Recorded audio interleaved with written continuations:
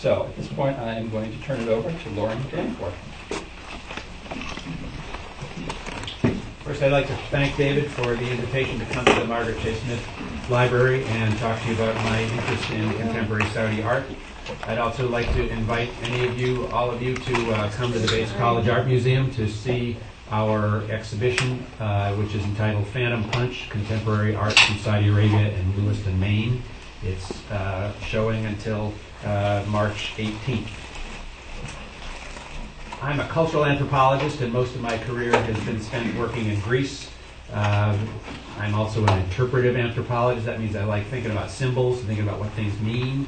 And so that's a perfect approach to take, I think, when you're looking at art, especially conceptual art, where the idea is often just as important as the physical object. About 2011, one of the most momentous events in my life occurred when a student from Bates, a student from Saudi Arabia, knocked on my office door and asked me if I'd like to take a group of students to Saudi Arabia as part of Bates College's short term, which is a 1-month program that Bates runs in May when students take one course, faculty teach one course. It was an unbelievable gift for a cultural anthropologist, the opportunity to travel to and learn about another culture, especially one that's difficult of access and also very different from American culture, really important to understand. So I was stunned and surprised and delighted. The student and I spent the next year and a half preparing for the course. I spent the year and a half busily reading, educating myself about Saudi Arabia. It was an area that I was not particularly familiar with. So the short term took place in May 2012, and we spent about a month in Saudi Arabia. We had amazing experiences. We spent time in the compound of Saudi Aramco, which is the huge oil company, the most valuable company in the world, a mainstay of the Saudi economy. They hold the largest oil reserves in the world. We talked to women executives. We talked to women human rights activists, women lawyers, women doctors. We spoke with some government ministers. We talked to social entrepreneurs. We talked to human rights activists, one of whom unfortunately was jailed after we were there. We spoke to religious leaders, conservative religious leaders that presented views that really upset many of our students. But most surprisingly of all for me was the impact that visiting Saudi art galleries had for me. The student initially said, let's go to art galleries. I said, why? Little did I know. I was totally unprepared for the power and the beauty of the work that Saudi artists are doing, but even more interestingly, I think I was unprepared for the political and cultural significance that their work has. So the next year I had a sabbatical. I spent it writing a book about Saudi Arabia, essays based on my experiences there, and then one of the chapters was about Saudi art, and I decided to continue my interest there and asked the Bates College Art Museum director, Dan Mills, if he would be interested in organizing an exhibit of Saudi art. And he didn't know what he was getting in for, but he said yes. And so 2 years later, after many adventures and a trip for me to Saudi Arabia last summer to interview artists, we managed to pull off a very interesting and beautiful exhibition of Saudi art, which opened a couple of weeks ago. A couple of years ago, a FedEx delivery man rang the doorbell of my home in Lewiston, Maine. He was carrying a big box wrapped in brown paper and twine. I was expecting a package from an artist I'd met in the eastern province of Saudi Arabia. The FedEx delivery man looked at the package, saw it was from Saudi Arabia, and said, "It must be oil." No, I replied, "It's not oil, it's art. Art from Saudi Arabia." Yes, art from Saudi Arabia. The images that Americans have of Saudi Arabia from the media are frighteningly predictable. Desert, camel oils, Sharia law, Islamic fundamentalism, rich sheikhs, oppressed women wearing black, covering their faces, terrorists, medieval monarchy, ultra-conservative theocracy. People know all that. I'm in no way denying many of those basic facts. Saudi Arabia is a monarchy. There is strict censorship. There are no political parties. Women are not allowed to drive. There's no religious freedom. And yes, Osama bin Laden and 15 of the 9/11 terrorists were from Saudi Arabia. People know that. What people don't know is many other aspects of Saudi culture. And what I'd like to do today is give you a glimpse into some of those other aspects of Saudi culture by showing you, talking about some of the work that contemporary Saudi artists are doing, which presents Saudi's own commentary and cultural critique on their own society. Many of their critiques are the same that I might offer as well. So the job of an anthropologist is to try to correct for negative stereotypes, try to show the world is much more complicated than anybody could possibly imagine. And I think understanding art, particularly understanding Saudi conceptual art, is a really good way to gain some insight into Saudi culture and society. But before anthropologists try to analyze symbols, they have to provide some cultural background. So I thought I would start off that way. And David strongly encouraged me to have a map, and I really like maps, so we will begin with a map. Who will use the most?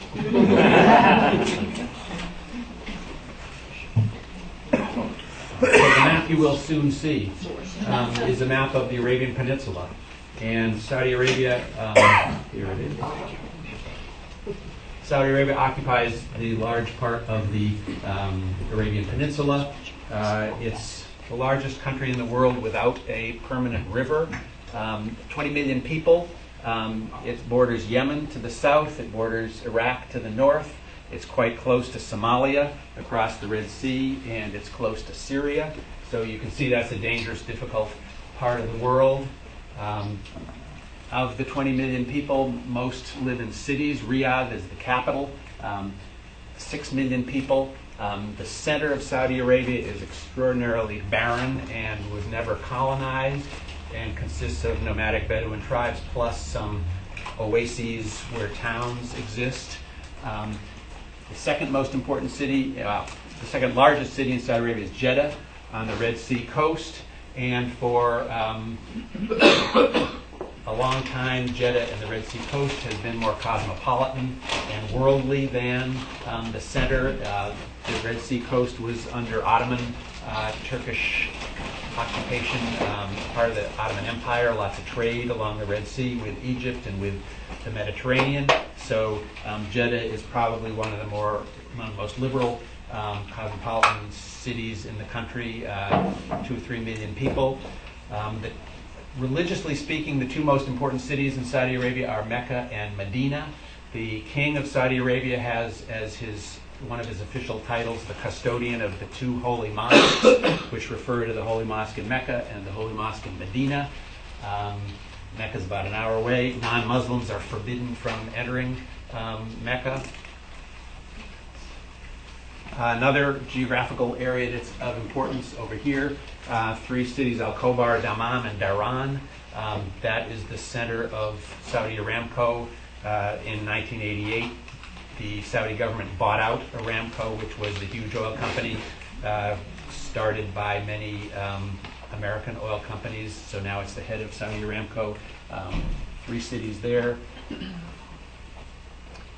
Geologically, the Arabian Peninsula is one big tectonic plate, the Arabian Shield, and it slopes from the mountain range along here, which reaches 9,000 feet, fog and rain down here, slopes down to the Persian Gulf, or what Saudis and many other Arabs call the Arabian Gulf. So, in terms of history, early 20th century efforts to centralize control of the main part of the Arabian Peninsula. The key components of that effort to consolidate and control the area and ultimately found the Kingdom of Saudi Arabia involved 2 main constituents. The first is the Al Saud dynasty, a large kinship group based originally in a town near Riyadh. They provided the military and the political power to consolidate control. They formed early on an alliance with the followers and descendants of Muhammad ibn Abd al-Wahhab, who was the founder of a approach in Islam known as Wahhabism, which is a really conservative, fundamentalist school of Islam. So the Wahhabists gave the Sauds religious legitimacy and religious appeal to the populace, while the Saud dynasty had the military political power to spread the ideology of Wahhab, known as Wahhabism. And so that combination of political and religious authority continues to basically control Saudi politics up to the present. Slide, please. This is King Abdul-Aziz Ibn Saud himself, died in the 1950s. All the kings of Saudi Arabia, there are 6 of them since him, have been his sons. Saudi monarchy, in Saudi monarchy succession, once it reached this older son of King Abdul-Aziz, went from older brother to younger brother to younger brother to younger brother, and just now they're running out of brothers, and so the crown prince is the son of the present king, Salman, and so it's a momentous occasion in the Saudi dynasty coming up when the next king will probably move to the next generation. This is a slide of a facility of Saudi Aramco, the big oil company I mentioned. 1930s, American oil prospectors discovered oil. By the 1940s, they were producing oil. By the 1960s, they were earning huge amounts of money and exporting huge amounts of oil, basically providing a rapid increase in the wealth of the Kingdom of Saudi Arabia, which transformed it really rapidly from a very poor, basically desert area into an incredibly modernized and urbanized society. Next one, please. This is the empty quarter, the southwest part of the country. Even other parts of the country are just incredibly dry and threatening. When I was in Riyadh this summer, it was 111 degrees. So it's a very dramatic, extreme climate. Next one. This is a shot of Riyadh, the capital in the center of the country, as I mentioned. One of the 2 major artists whose work I'll discuss today is from Riyadh. The other one is from Jeddah. So both the major cities have some beginnings of art galleries and artistic creativity. Next one, please. This is a scene of the Holy Mosque in Mecca. This was the place where one of 2 important events in 1979 that shaped Saudi history took place.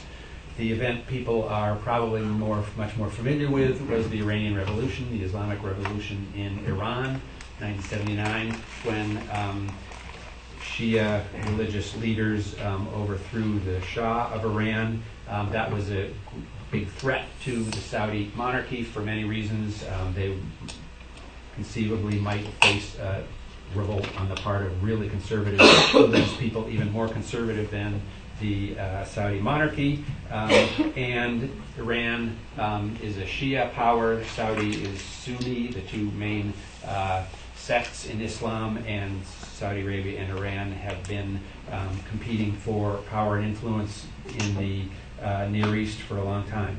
The other event that took place in 1979 that some Saudis don't even know about because of the strict control of media, is that in 1979, Juhayman al-Otaibi, a really extreme Wahhabi Islamist, and his supporters captured the Holy Mosque by force, machine guns, for 2 weeks, held it hostage. The Saudi government was totally embarrassed and humiliated and outraged that they were unable to maintain the safety of the most sacred site in Islam, and with the help of French soldiers, they took control of the mosque back again. That event, 1979, those 2 events led to a much more conservative period in Saudi history. Often people think of women covering their face and their hair and other strict aspects of Islam as somehow fundamental to Islam or fundamental to Saudi desert culture, but in fact, many of those restrictions on people's lives were imposed after 1979 as a political strategy to appease conservative elements of Saudi society on the part of the government. 1990, Saddam Hussein invades Kuwait. The Saudi government asked for U.S. help, so American troops were stationed in Saudi Arabia. That offended many strict Muslims who thought non-Muslims shouldn't be in the country at all. This is a place where there are no churches, no synagogues. All Saudi citizens are Muslims. Apostasy, leaving Islam for another religion, is theoretically capital crime. 9/11, a next big important event, followed by the wars in Afghanistan and Iraq. There has been terrorist violence by Al-Qaeda against Saudis and in Saudi Arabia. So as a result of 9/11, the Saudi government shifted policies, this time in a more liberal direction, to try to clamp down on some of the terrorism and the extremism that they had actually sponsored. One of the most insightful comments I've read about this was from a New York Times article, which referred to the Saudi government as both the arsonists and the firefighters when it comes to Islamic or Islamist extremism. And I think that's a really nice way of capturing it. They're arsonists in that through oil money, they spread conservative Wahhabi Islam throughout the world. And then when it comes back to haunt them, and that notion of coming back to haunt them, Ricochet, that's the title of an artwork we'll see later on, it come back to haunt them, then they need to be the firefighters to put out the fire that they in fact started. Next one, please. Okay, this is a close-up of the Kaaba, which is this small black building in the center of the Holy Mosque. This is the focus of the Hajj, which is the largest pilgrimage in the world. Every year, 2 to 3 million Muslims from all over the world come to the Kaaba, the Holy Mosque in Mecca, during a 5-day period, the Hajj. One of the key elements of their ritual performance is to circumambulate the Kaaba. This is an image of women walking down the street in most Saudi cities.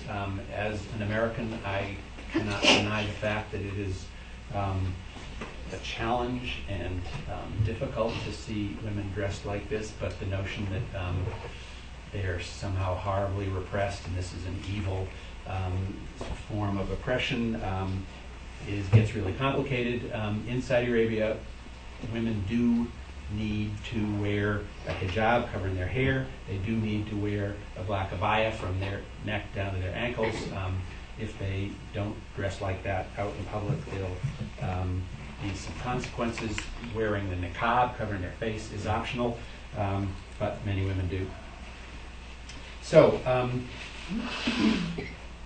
the Arab Spring presented a huge challenge to the Saudi dynasty, threat to their stability. Revolutions in Egypt, Libya, Syria, Yemen. Monarchies seem to have been a little more stable than non-monarchical dictatorships. Many Saudis I spoke to talk about the importance of evolution, not revolution. They recognize the limits of society, that the limits on their freedoms and their rights, but they would prefer, many of them I spoke to continue to live in a relatively stable, peaceful society rather than experience what's happening in Syria and Yemen. So key things to think about: the extreme dependence on oil, the lack of human rights from an American perspective, the lack of women's rights from an American perspective, presence of foreign workers. There are over 4 million foreign workers, Yemenis and Somalis and Bangladeshis and Nepalis and Philippines, doing all manner of middle and lower status jobs. Sunni-Shia conflict is an issue. Violence, Islamic or Islamist extremism is a major issue, and probably most significant of all in trying to understand Saudi culture is the dominant role Islam plays in the society, the role of Saudi government as the custodian of the most sacred places in Islam. Next, please. Okay, now we're going to shift to art, and I would propose, see how it goes, to have this more discussion-based than what's preceded. Whenever I speak to Saudi artists, they say, what we want to do is get people talking, get people thinking. One of the early exhibits that took place in Saudi Arabia by some of these artists was called We Need to Talk. Sometimes they get a little irritated with me for being a little too insistent that I know what their art means, or that their art means one thing. So in keeping with their desire, I propose to have their art elicit discussion and questions. So I'll show you some stuff. I'll give you some background, and then I would invite you to tell me what you see and ask me questions that you might want to have answered in order to understand the art. Tell me what you think it means. So this is a artwork by one of the two most famous Saudi artists, Ahmed Mater. He had a solo exhibit at the Sackler and the Smithsonian earlier this year. The work is entitled Magnetism. What do you see? What do you think? What does it mean? That's my That's question. the building that you pointed out in the center. It's a little magnet. That's a little. That's a little magnet, yes. So this is a little magnet. It's called magnetism. It's a little cubic. Okay, so it magnet. doesn't fit in that little. Was that the black building that you? Yes, just you got said? it. Next slide, please. Yeah. So it wasn't literally the Kaaba. It was metaphorically or symbolically the Kaaba. Back. Forward. Back. So the work is entitled Magnetism. It's a white surface, a little black cube. I spent a lunchtime talking with some physicists at Bates about how magnetic fields and how to get these iron filings to stand up. There are stills of this. The artist also describes the fact that underneath this white surface there are some other magnets, and he twists those magnets underneath, and the iron filings move around. So this is not a painting. This is a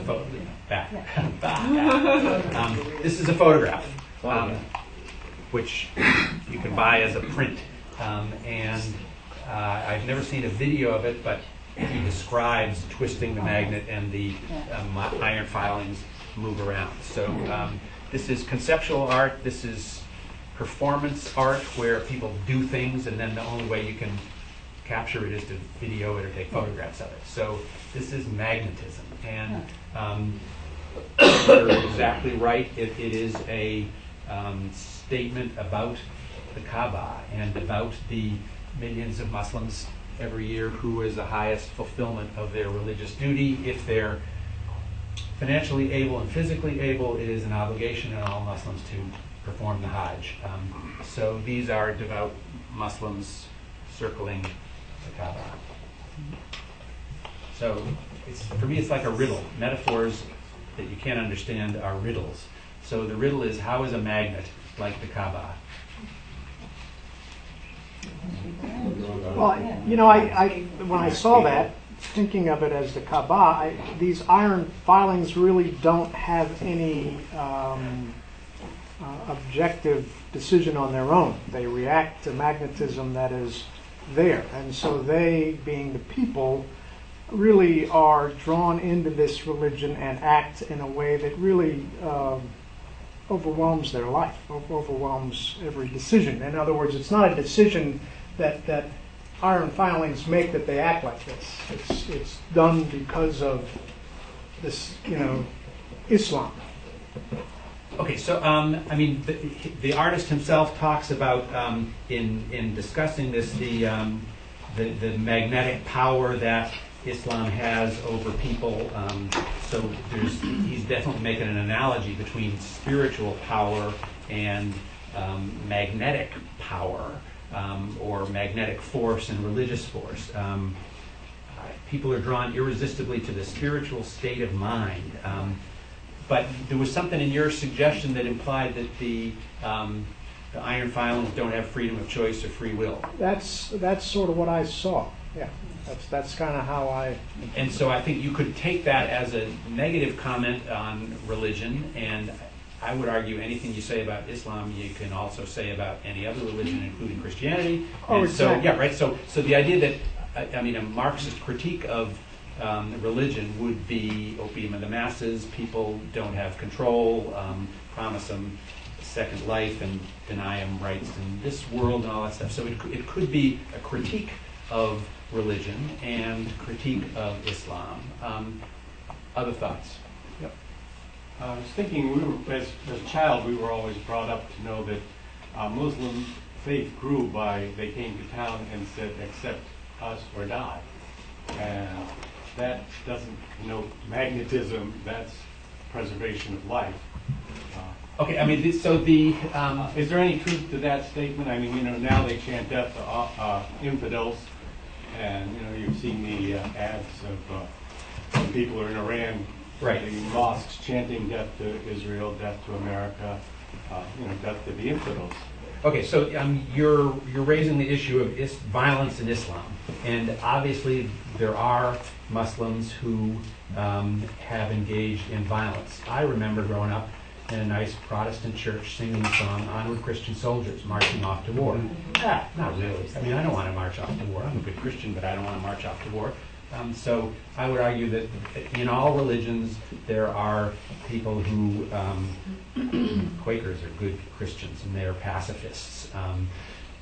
Hitler was a Christian. So there's lots of variety within Christianity in terms of attitudes towards violence and militarism and just and unjust wars, as there is in Islam. So the fact that in 620 or so of the Common Era, formerly known as after Christ, Islam developed in this part of the world when it was tribal, when there was violence, conflict. Yes, but there are many Muslims, including many Saudis, who strongly oppose violence and see Islam as being hijacked by people who are distorting their religion. But they're, well, let's keep going. One more question about this one. I just wonder if anyone ever addresses the fact that the filings never actually are attached to the magnet. There's this big white space around it. Okay, I mean, my take on this is that this does not, this work of art is not commenting on violence. I'll show you several more if you want to do. This, I think, is a comment on the power religious faith, religious objects exert over people. The Kaaba draws 3 million people a year for the Hajj. It's a powerful force. You could, if people don't know about the Kaaba, they may think that it's electrons going around an atom or planets going around the solar system or something. So there's something, it's the power of religion to draw people and also to repel people.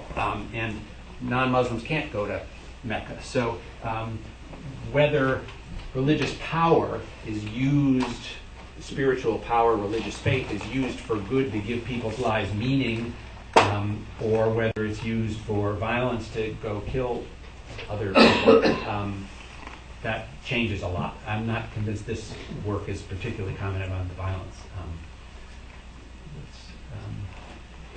How much longer do we? Okay, let's. Could you skip ahead, please, to, since violence has come up, number 23. See what you're missing.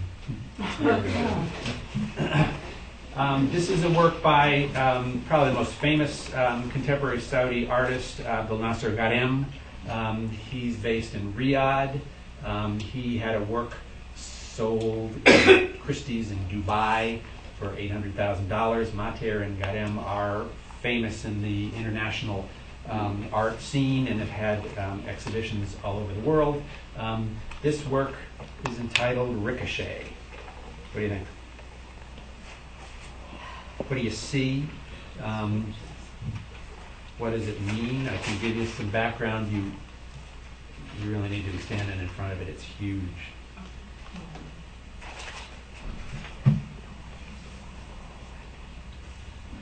It's not upside down. What kind of material is it made of? Okay, so it is huge. It's twice as, it goes from almost the floor up to the ceiling, from here over to here.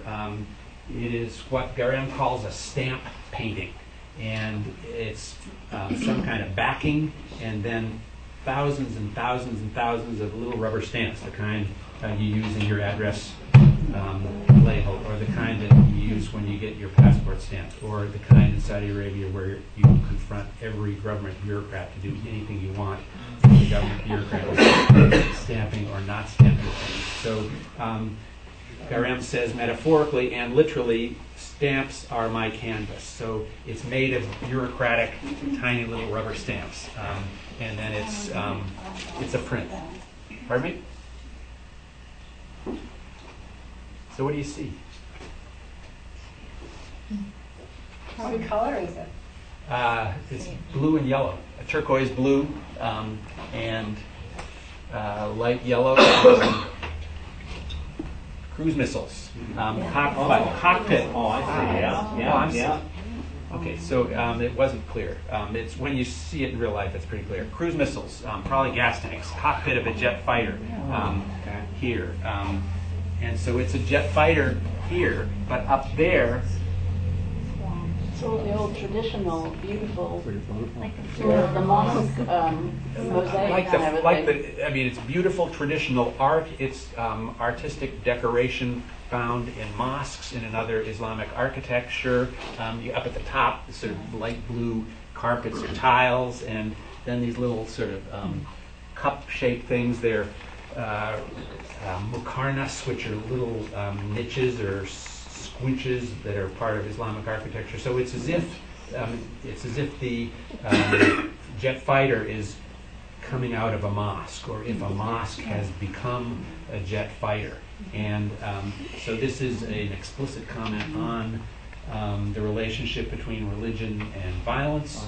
Abdul-Nasser Garem himself is from the southwest part of Saudi Arabia near Yemen. He was a soldier in the Saudi army for 20 years.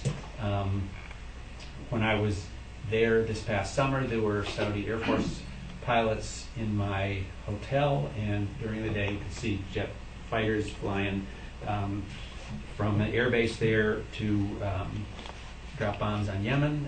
Same air base, the United States planes flew to Baghdad to drop bombs. So this Saudi military person turned artist is commenting on the relationship between Islam and violence. The other great thing is it's mostly these random little lines of stamps, but here and here and here and up there and in a few other places in Arabic are little messages which are backward because it's stamps. So to read them, you got to really work hard, and you go up and you look, and so people stand in awe of the thing from a distance and then go up and try to read the little texts. And the texts say things like this: shock and awe were always aimed at mind and heart. No one was blaming the soldiers. How do you teach about freedom through the bars of a cage? Themselves being shot at by the people they'd come to save.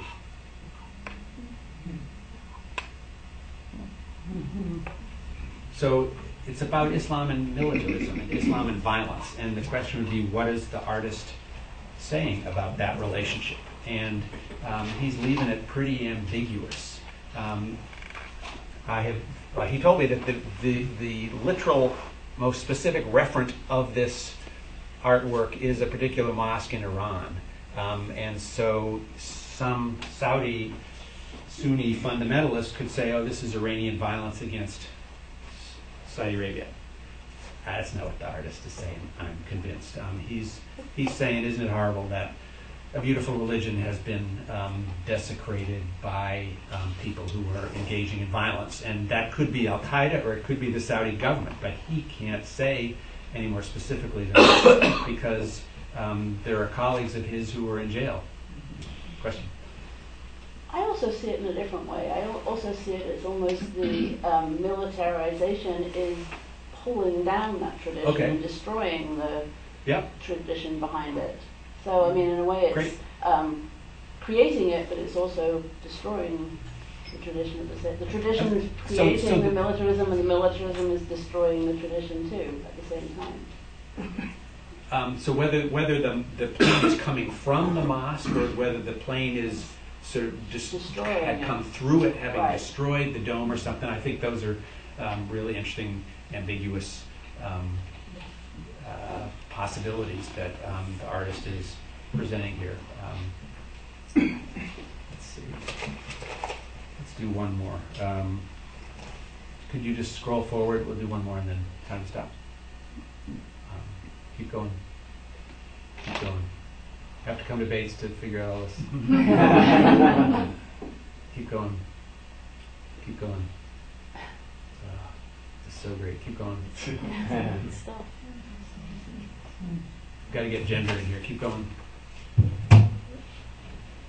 Keep going. Captain America and Palestinian refugees. Keep going. Darth Vader and the King of Iraq. Keep going.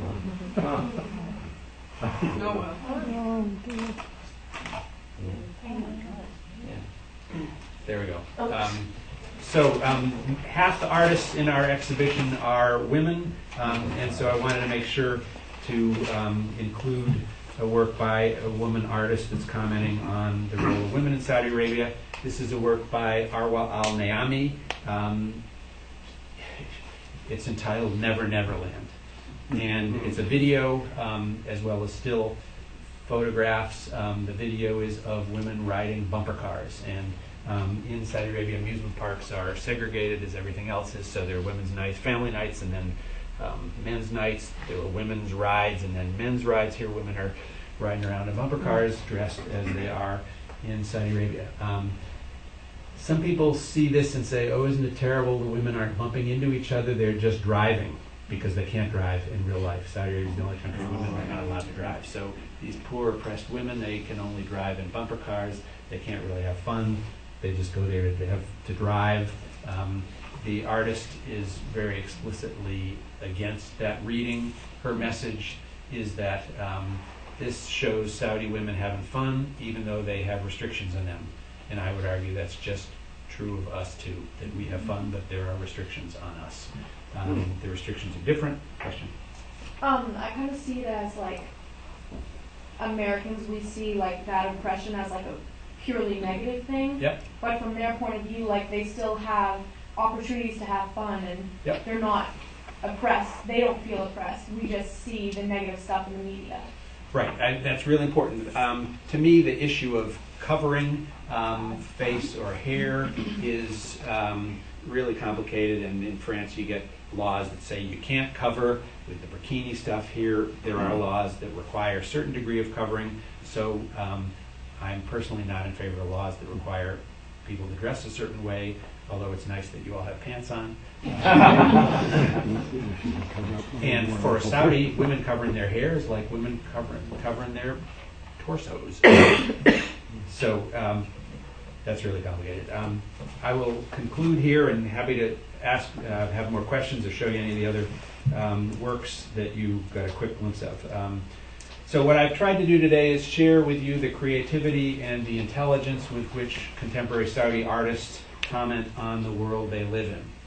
The work of these Saudi artists demonstrate clearly the central role that Islam plays in their lives, while attesting to the power of Islam and the positive role it, like all religions, plays in helping people live meaningful lives.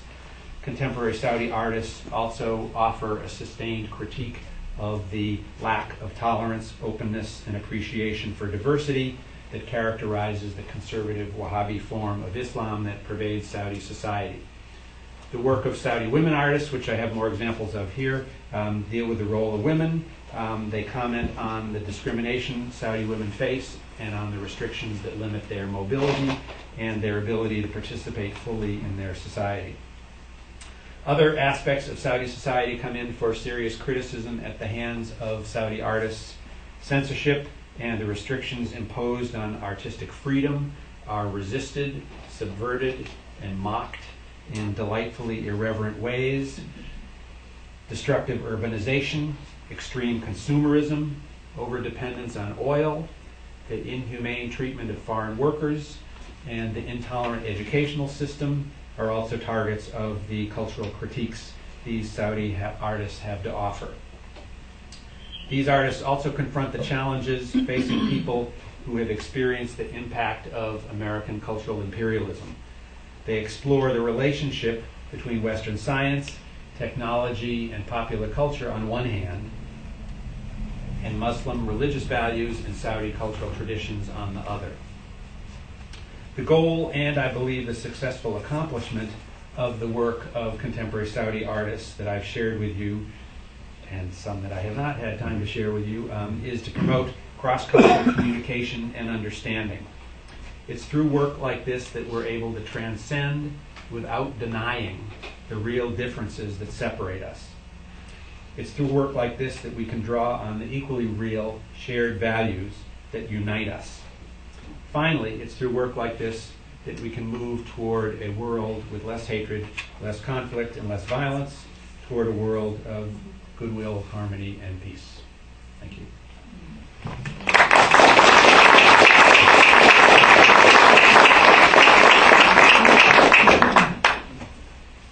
So I'd be happy to answer any questions you have, or go to some of the other work that you caught a glimpse of, discuss that. Yes. Just looking at Saudi Arabia today, how are they coping with the sustained lower oil prices? And I understand that they've gone public with maybe 10% of Aramco. Yep. I should emphasize that, I don't focus on economic aspects. Yeah. But so, in the past, the incredible wealth that oil has brought has allowed the government to keep people happy by incredible subsidies where every Saudi citizen would get a couple $1,000s when a new king came to power. That's changing now. You're right that there is talk of Saudi Aramco selling, a tiny percentage and raising huge amounts of money for the country. There have been economic cutbacks and few less money for scholarships and things. So it'll present a huge economic challenge. Saudi Aramco is aware that the age of oil is going to end. One Saudi official said to me, Aramco official said, the Stone Age didn't end because people ran out of stones, implying the oil age is not going to end because they run out of oil. It's going to happen before then. So the Aramco is a company. The government's working hard to try to diversify and get into petrochemical stuff, to get into the information age and the knowledge society, and that's why the government until recently has paid full fare for any Saudi student to go study abroad. I think that's coming to an end. So with the price of oil dropping, there have been serious economic ramifications. Yep. In the Middle East, rightly or wrongly, I always think of Saudi Arabia as like being one of the leading nations, or like the figurehead. I don't know if that's true, or some other Arab nation has more power, or more, like is the leader of the whole Arab countries. Well, I mentioned briefly the contest between Iran, conflict between Iran as a Shia country and Saudi Arabia as a Sunni one for control of the Gulf. Egypt has a huge population and sort of educational, cultural, literary importance.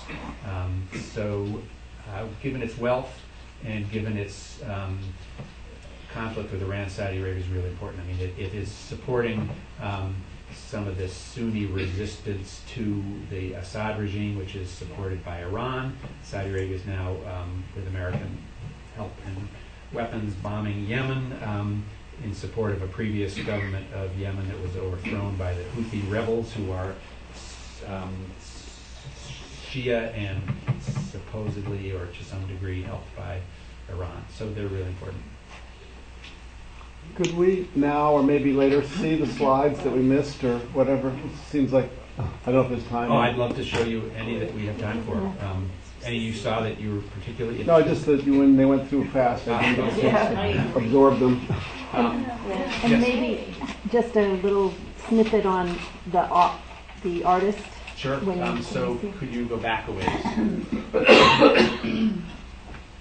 Okay, let's start here. Let's go backwards. These are 3 works by an artist named Shawish. He told me his 2 passions are Near Eastern history and American superheroes. Actually, go back 2 more. Okay. One more. You can see what he does is take sort of mastheads and fake headlines from old Arab newspapers and famous or well-known photographs, and then Photoshop in American superheroes. So this is Captain America, and this is 1948, and these are Palestinian refugees being evacuated from what is now Israel in the Nakba, which in Arabic is the expulsion, when, don't have the numbers here, hundreds of thousands of Palestinians were forced to leave Israel. The title of this work is Captain America Urges United States Administration to Take a Stand on Refugees. So I think what Shawish is doing here is saying, where was the United States when the hundreds of thousands of Palestinian refugees were being expelled from Israel? Wouldn't it have been nice if America had been there to help them? And if you want to move that from 1948 to 2016, you might ask, where is the United States when millions of Syrian refugees and Iraqi refugees and Afghani refugees are coming into Europe? So he's bringing together American popular culture and important events in Near Eastern history. Next one. Forward. There. Now one more. So this is another one. It's a little hard to see here, but it's the masthead of Al Akhbar, a Egyptian newspaper, and the headline here is Darth Vader, hosted by the Arabian delegation to the Versailles Peace Treaty in Paris in 1919. So here is King Faisal, whom the British appointed as the king of Iraq in 1919, which was a British mandate for 10 years. Here's Lawrence of Arabia, other officials of King Faisal, and then up here is Darth Vader. So the evil empire, or the British Empire, or the French Empire was there. Last one? Next one. This is entitled Faisal Signs a Treaty with the Jedi Masters. This is Yoda, and this is then Foreign Minister Faisal, future King Faisal, 1949, UN archive photograph. Saudi Arabia signing the UN treaty to become a member of the United Nations. We really wanted to show this in our exhibition, but we were told we could not. Because King Faisal is a member of the Saudi royal family, and here he is sitting next to Yoda, who, even though from my perspective is a symbol of wisdom and justice, might be seen as insulting the king or making fun of the king. And last point I'll make, I learned Saudi artists have a really different attitude toward censorship than Americans do.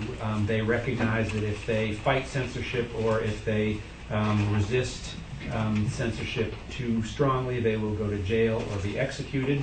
So what Shawish told me and I can't find the quote here, but what Shawish told me was, I understand what the government agency that funded this exhibition that said we could not show it. I understand what they're doing. They're part of the government. They need to be careful.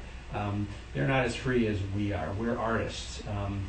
And they said, he also said, some of the Saudi princes really like my art and they own this, so I'm okay. I don't even And this fits with the notion that, which several artists said, that the censorship they have to live with. It's a fact of life. It makes them be better artists. It makes them be more creative. They have to be more subtle and more ambiguous. To me, that's no excuse for censorship, but it's a different perspective coming from Saudi artists who aren't American artists.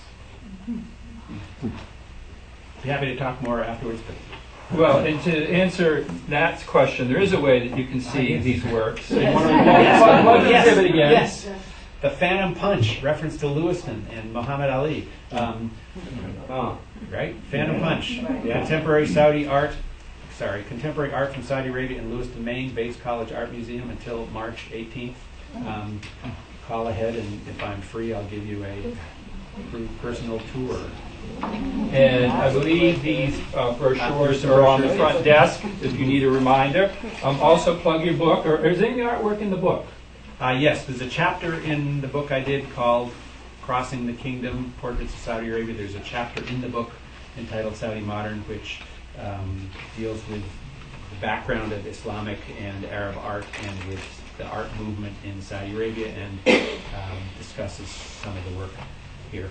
And there are copies available at the front desk available for $20.